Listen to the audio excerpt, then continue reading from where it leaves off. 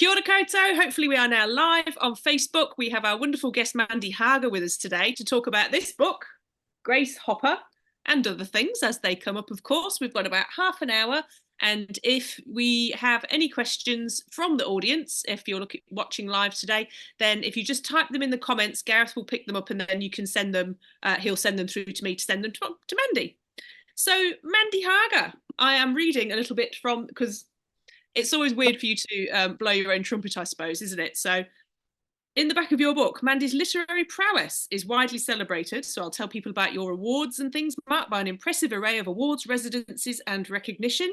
Notable among these are the Beatson Fellowship, the Catherine Mansfield Monton Fellowship, and the Waikato University Writer in Residence. And all sorts of things. You've won all sorts of awards, haven't you? How many books have you got out in the world now? I think it's 11 novels, or maybe, no, this will be 12 novels now, and a couple of non-fiction books. Yeah. Well, we're very pleased to have you with us today. Welcome, Mandy. Thank you so much. Thank you. Is there anything you'd like to tell us about yourself that you always wish people would and they don't because they're reading from your bio? No, but thank you for pronouncing my name right, because most people say Hager, so I'm really wrapped. Thank you. My father would be very pleased. Hooray! Well done for me. I do try and I've always called you Hager, but I did check with someone recently and they put me, they said, yes, you are going okay. Yeah. So have you always been a storyteller? And it's a question I always think is quite a funny one, because it's almost like saying, have you always made things up? Have you always been introverted and nerdy? Yes, the answer.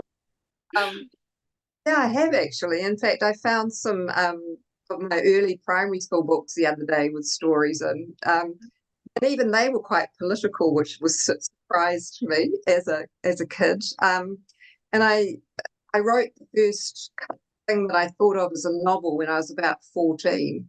Gave it to my English teacher, and she lost it, so I don't have it. But yeah, I think writing is the way that I communicate.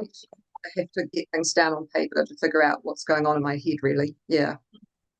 Yeah, there are certain learning styles, and that's absolutely one of them, isn't it? So I think it's, I could sit here and tell everybody about Grace Hopper, but we'd rather hear it from you. Could you just give us a bit of a rundown about what this wonderful book is about? That's a tricky one because there's quite a lot going on. It's the story of 18-year-old Grace, who was born in the middle of the 1999 earthquake in Taiwan, to a New Zealand Pakeha mother, and they're evacuated and brought back to New Zealand. And her mother is hugely traumatized and ends up with major PTSD around earthquakes, which hugely impacts Grace's life and makes it very difficult. And she's been told her father is dead and knows nothing that her father was Asian, but that's all she knows. So she's raised by her solo mum with the support of her grandparents and her grandmother Claire particularly. And she's also, on the first day of school, meets her best buddy Charlie, who's a little person, and they just have this immediate connection. And Charlie's family, who are their older parents, and they're both academics, entomologists, and they kind of give her the creative and intellectual stimulation that she's lacking at home. And so they become like her second home. So when Charlie's family head over to England when she's about 13, she feels completely bereft. And then the book opens when she's 18 and she suddenly comes across him again. So it's about their reconnection, but also about a really crucial time in her relationship with her mother, and who comes together.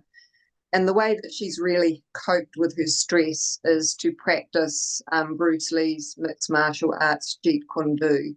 And so his kind of teachings form the narrative in her head to kind of keep her going through that time. So there's a lot of stuff going on, but that kind of is the setup.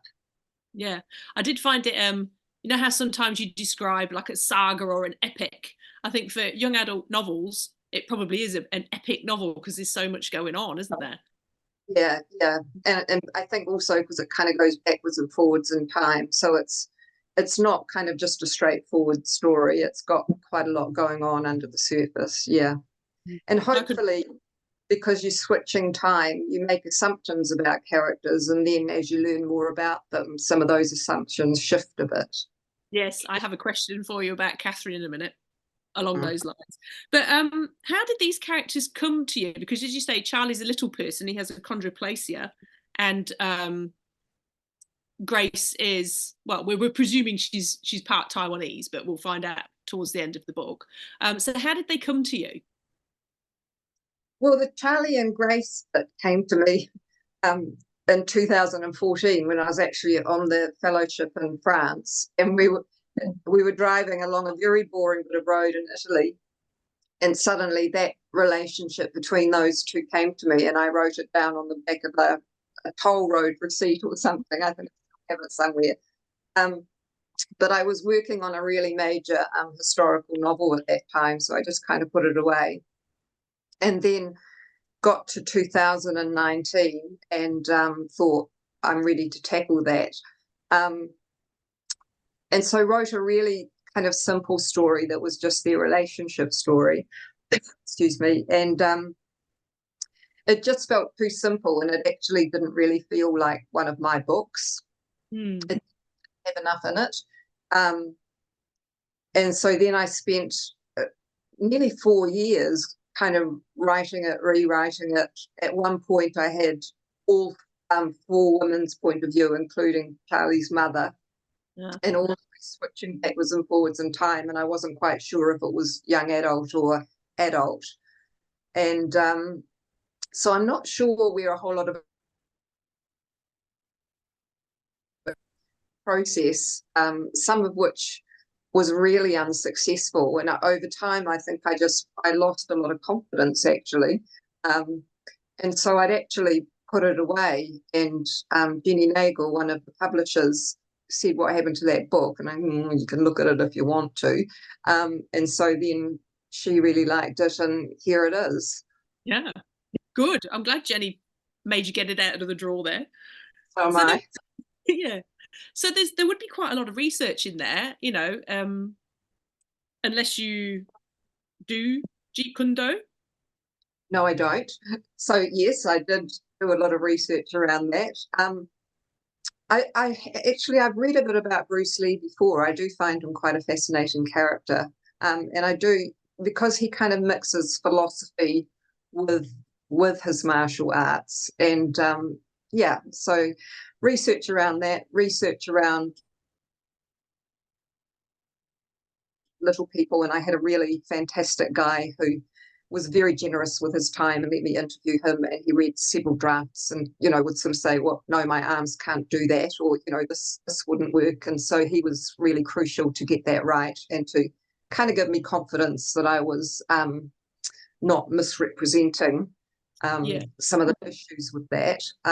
Yeah, so but I always research is a part of writing I really love, so I probably over research most of my books, and I tend to do that as a process of exploration where I do a lot of research where I just follow trains of thought and kind of go off. If there's a tangent, I'll follow it, and something magical might arise, and just kind of see where that leads me. So yeah, it's quite a kind of intuitive kind of research, as well as just the fact stuff, just actually reading really widely and thinking about the issues. And I think I was thinking about where did the, mental health stuff come from. And I think in a way it came from things I was experiencing and thinking about, which was really hard to live with. I was harassed by somebody mentally unwell who had been a student of mine for about 2.5 years. And it really, really impacted me emotionally and psychologically over time. It just really ground me down. And also we were looking after supporting a young relative for a while who ended up having a major psychotic episode that ended with her hand around my throat saying, "I'm going to kill you," and then kind of, getting her through that. And I think maybe that's where that kind of came from, just the toll on you when you're trying to deal with somebody with really complex mental health issues. Maybe that kind of leaked in. And then I think I had to write a lot of my anger went into that book, the kind of helplessness I felt at that time. So a whole lot of my rewriting was actually trying to pull that out and then find more empathy for the characters. Yeah, which you do. Just on that note, we've had a question come through. So you said you lost confidence. Is that like imposter syndrome, even after 10 other novels? I have imposter syndrome all the time. It has never gone away. I actually felt really sick in the lead up to this book coming out, so I have no confidence in that at all. But I thought that's it. My novel writing is over. That's how kind of bad it got with this one, and I had put it away and thought that's it. I just, I've been really lucky to date, and now I guess it's over. So yeah, it was a pretty major crisis of confidence. But I think maybe a lot of people went through that in the COVID years, because it's just way too much time inside your own head, and not kind of out with other people. So I think that kind of played into it a bit too. Yeah, yeah, yeah. It's very easy. I think all of us have imposter syndrome about something at some point, don't we? Um, let's talk about Catherine, who's Grace's mum, because for Yeah. me, she wasn't easy to like at first. You've got to read the whole book to get the whole sense of her, Yeah. haven't you, really? I mean, Grace has even got a Make Mummy Better list, which is things that Grace does to soothe her mother. Um, tell us about how you created her. Well, it's about thinking. You have to do reading into what the symptoms of PTSD are, and think PTSD, and how you think that would affect you. And to me, I guess with characters, to me, it's a bit like you kind of develop a psychic link with this imaginary character, and you dive into them and embody them and think about how that would be. And over the writing of it, you get to know that character as you write them. And so she was way worse in the early drafts, and the relationship was even more tense. And so I had to then kind of back up and find sympathy for her myself that I had felt at the start of the writing. So once I found the sympathy for her and the empathy for her, then I started to really understand her. And I think that, hopefully the story kind of guides you through that same mental process in a way, because you start out knowing her only filtered through Grace, and Grace at a time of great stress in that relationship. And then as you kind of get to see other aspects of her and then learn exactly what happened to her, hopefully that's the moment that you think, right, that was a really major thing. And that is something that somebody could really get caught up over.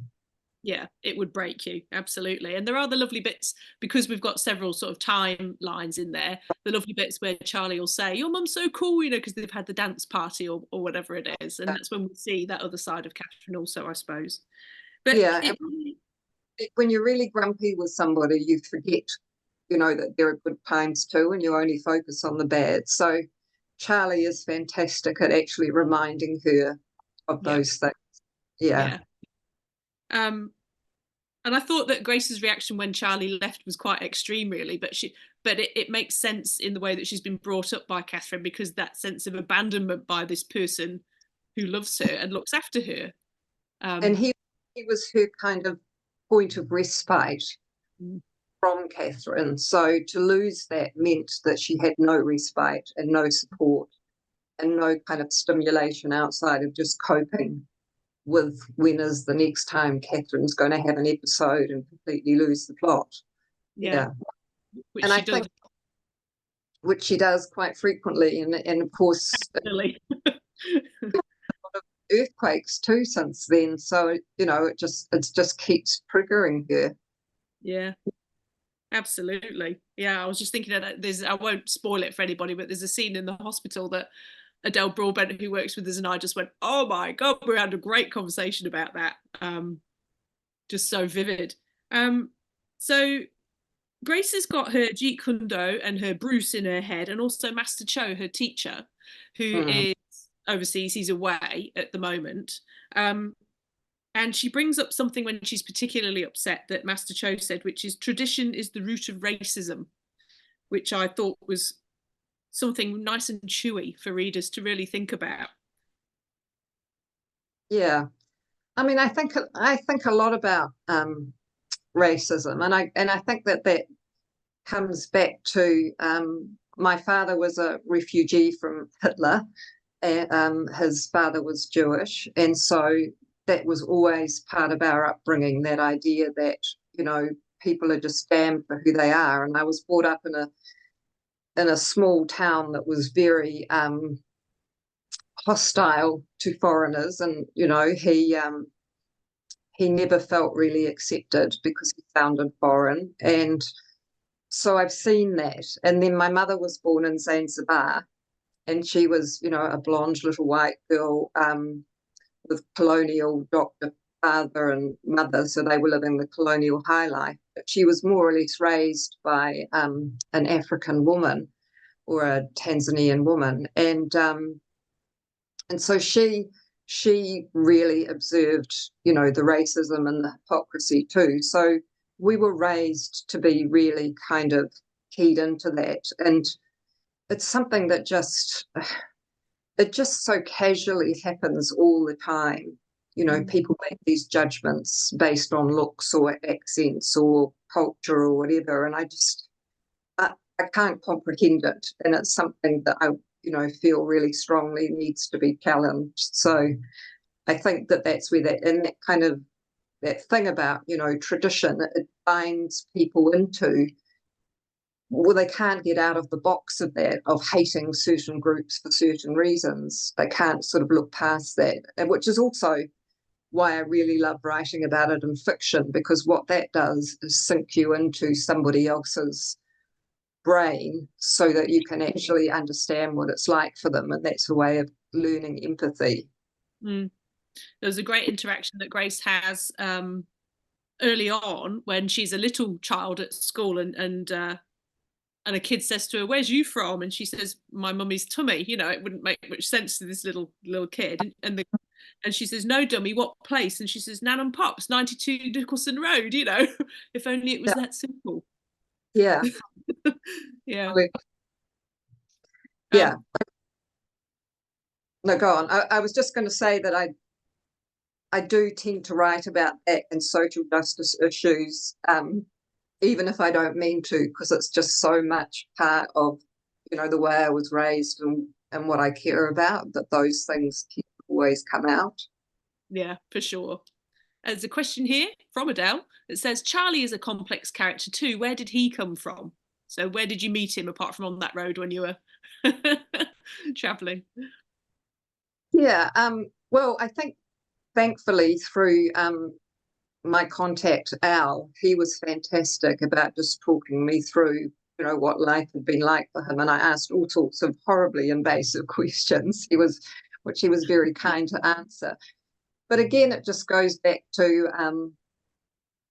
who is this person, and what are the things that have shaped him. And he was shaped by these parents who really wanted him to be more than his physical self. And so that was always, what they tried to do was develop him, which by osmosis, Grace learned, which is why she's so angry when she meets up with him again, and he seems to be acting against that, and that really upsets her, and that's the catalyst of every meeting. Yeah, I love that part actually. I've just made myself a note because I really wanted to tell you. It was so cool to see Reapercheap come up. They both love stories so much, and it was so long. And then I thought about it as I wrote that down. I'm like, oh well, he was a little person too, doing great things. Oh, of course, I meant that, absolutely. Yeah. It's great for authors over there. Yes, totally. There's another question here from Mia. In your research, are there fiction books that you read that stand out, or was it mostly non-fiction? Sorry, books that you read that stand out, or was it mostly non-fiction? Fiction. It was non-fiction, actually. Yeah, overall. Mm. But I guess I try and reference other books and fiction as I write. It's the same with art. I kind of like filtering those things through to kind of add, I don't know, depth and colour and interest to books. I've written about artists a few times, actually. I really like. I was raised with a lot of art around me. I really love art. If I could have been anything else, I'd love to have been an artist. I'm just not good enough at it. So it does really interest me. I really like in the novel as well about found family, you know, because Grace has got such a new, I suppose Charlie is her found family, but Anoop next door, I just love the way that they tease each other, because you only really do that, you know, oh, get lost, old man, if you really love somebody, don't you? Yeah. And I think, I mean, part of the writing of this is it's about, you know, how you can build resilience, and it's sort of celebrating both those young people's resilience, really. And I used to be a teacher of people with learning disabilities, and we used to say that, and I also did a lot of work with the Dare Foundation with youth at risk. And, you know, if you get one person, even if it's not a family member, who kind of can give, who can feed you in the way that you need, then that can relieve you from falling down the hole. And so in many ways, Anoop was that person for her. He was just that person that was there, particularly at that really crucial moment when Catherine tries to kill herself and Grace is little. You know, he kind of steps in at that moment. And so, yeah, and I think that that's really true, that you don't have those supports within your family. If you can manage to find somebody else, might be a teacher or it might be a church person or just a friend, that is often what pulls people through, just that steadying influence. It just has to be one other person. So true. Just one person, that's all you need. Yeah. We're already racing through our time. We've got about 8 minutes left. I did want to talk about, because it's a young adult novel, but it is, let's put the emphasis on the young adult, because there are sex scenes in here, which I thought were delightful, actually, because a lot of what kids are coming in and asking to read are Colleen Hoover or things like that are very adult and not suitable, and the sex is not healthy. So the sex in this is very healthy. Were you sort of conscious of portraying that in a certain way? Yes, actually. And also really conscious of trying to portray kind relationships where people are kind to each other. I'm really, really worried that, you know, we've gone so far down that kind of mean girls, roast people kind of social media path that's completely destroyed us as as a society. And so I have decided that that's one of the things I want to do, is to write about loving relationships and loving friendships, and kind of show that, you know, that is possible, and that you can rib somebody lovingly, but you don't need to destroy somebody in order to, you know, get a laugh. So yeah, that was really conscious to make that sex gentle and kind and thoughtful. Yeah, well, you nailed it, Mandy. Well done. That's very good to write. Yeah, no, that's lovely. Something else that, I mean, I could have underlined. I've got lots of little page turnovers and things. Oh, sorry to those people who think that's awful. And I just went through. There are so many beautiful bits of language, but it's quite early on, and it's so cold in Wellington, and it's so windy that a bitchy breeze raises goosebumps on the sea. And I just thought that was the most fantastic image. A bitchy breeze. Where did that come from? Having lived in Wellington for 30 years. The wind's a bitch. Absolutely fantastic. Yeah. So your household, I would imagine, like you've said, there was a sense of social justice, and what was it like sort of growing up in that household? Did you have robust conversations around the dinner table? We absolutely did. Our parents were amazing and really ahead of their time. Um, so yes, they encouraged us to question things. They talked politics with us. They invited.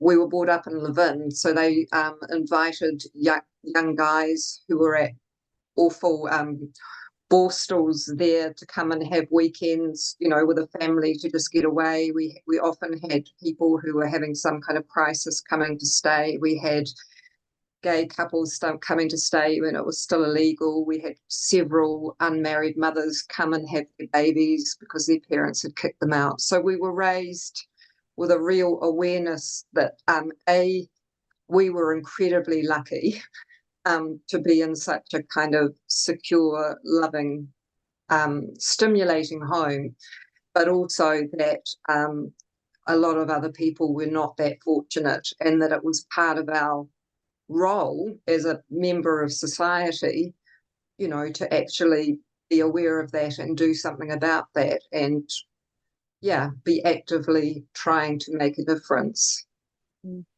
Yeah, what an incredible environment to be raised in. Yeah. Yeah, absolutely. So we've only got a couple of minutes left. So the official launch is going to be in Wellington. Just tell us about that. That's coming up, isn't it, very soon? It's on the 4th of June at Unity Books at 6 p.m. So if you happen to be around, please do come so it's not an empty shop. It would be lovely to see you. And feel free to wear a mask because I think COVID's on the rise again. We're talking about that today. There's lots of snuffles and also all of that going on too.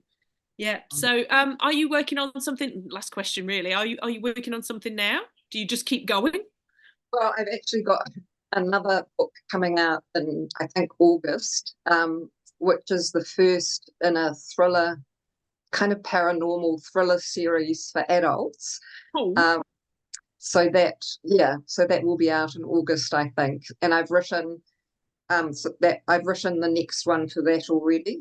So and that's a 30-year-old climate activist and a 70-year-old psychic who get thrown together. And so that gives me the opportunity to talk about a lot of things that I'm really, really interested in. And I'm hoping that that can be a series that I can continue for a while and have a bit of fun with.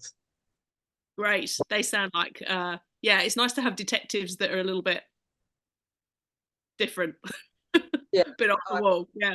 Look forward to that. Fun. Well, congratulations on this wonderful book. Absolutely loved it, as you know. Oh, I have to ask you. So you did on your Facebook page. At one point, I was your favourite review so far. Am I still your favourite, Mandy? Still are. Thank you very much. You're my favourite. Needy. Thank you so much. It's been an absolute pleasure. I can't believe where the time's gone. It's just zipped by. So, yes, thank you so much, Mandy, and we'll speak to you again, no doubt. Cheers. Thank you.